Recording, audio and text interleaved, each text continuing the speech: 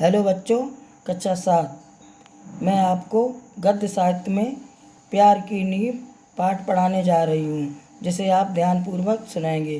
प्रस्तुत कहानी में सामाजिक संवेदनाओं का बड़ा ही मार्मिक विवेचन प्रस्तुत किया गया है।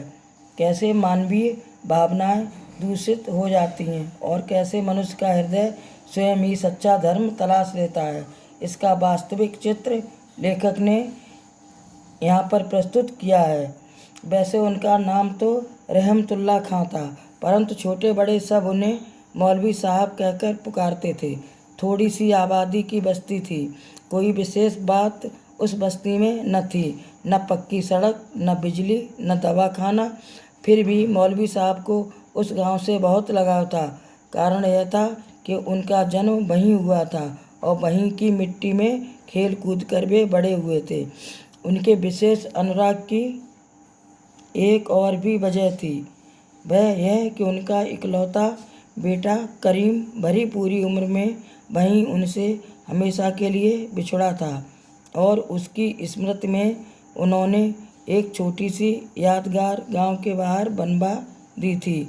सो नगर की अफसरी से जब उन्हें अवकाश मिला तो उन्होंने उसी गांव में एक मदरसा खोल दिया और वे बड़े प्यार से बच्चों को पढ़ाने लगे। बच्चों से मौलवी साहब को बहुत स्नेह था और बच्चे भी उन्हें प्यार करते थे। मौलवी साहब का बोल मीठा था और बच्चों के प्रति उनका व्यवहार बहुत ही हार्दिक था।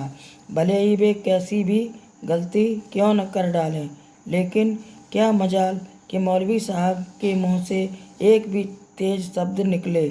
हाथ उठाने की बात तो दूर रही, बच्चों के गुरु होने के कारण वे सारे गांव के आदरणीय और कृपा पात्र बन गए थे।